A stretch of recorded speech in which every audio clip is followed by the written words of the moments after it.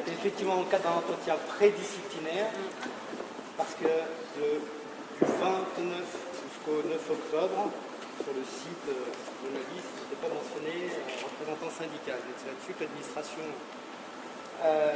vient et demande des amplitudes d'informations, on va dire, et que dans l'interview, il y aura des attaques virulentes contre notre administration, voire contre le maire. Après, on peut s'exprimer, on peut interpréter, comme le fait Yann Fras, c'est optimiser dans les résidences. Le mot optimiser peut être entendu comme recherche d'économie d'argent, et c'est assez choquant pour les résidents. C'est le corps. C'est exactement ça. On optimise les soins.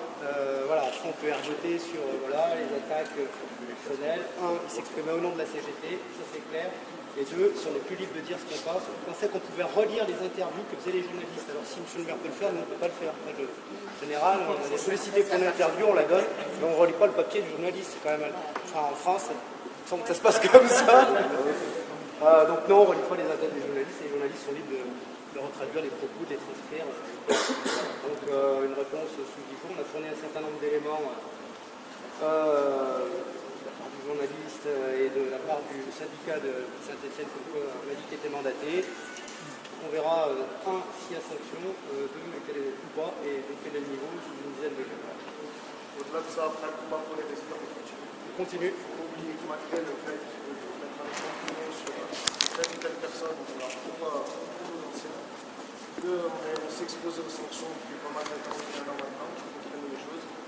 Que le message a du mal à passer parce qu'il s'agit de personnes âgées, et que les personnes âgées, c'est un peu la dernière roue du carrosse, et qu'il faut continuer à se mobiliser, que ça vienne des agents, que ça vienne des familles, des gens qui ont leurs parents, leurs grands-parents en maison de retraite, en EHPAD. Vraiment, il ne faut pas se leurrer. Les conditions à la ville de Saint-Etienne ne sont peut-être pas aussi violentes que ce qu'on a pu voir sur les divers reportages là, dans des hôpitaux, etc.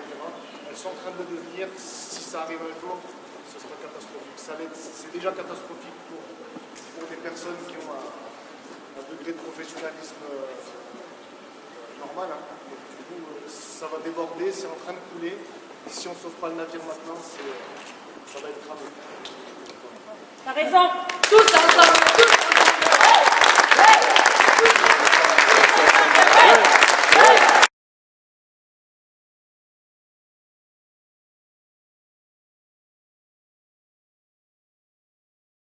Restreindre en permanence les budgets, notamment les budgets alloués en direction des EHPAD.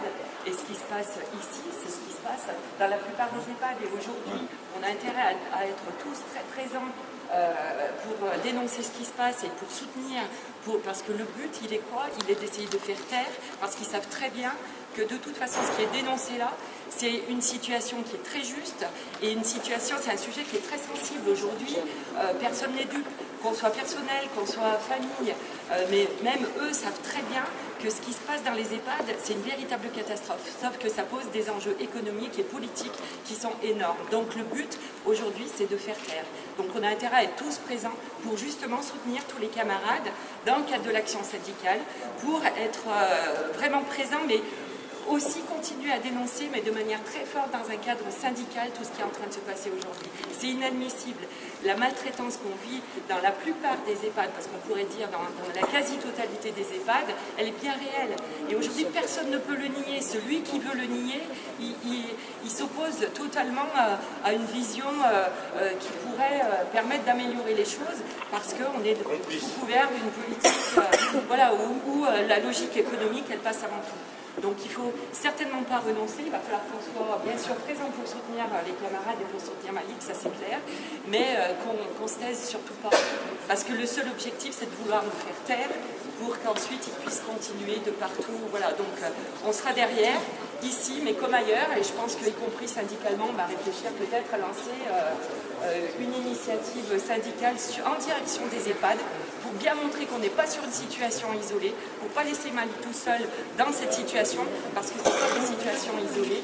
Et syndicalement, il faut qu'on soit en capacité de porter ensemble ces questions-là de manière très forte. Voilà, donc je pense qu'il faut... Bravo.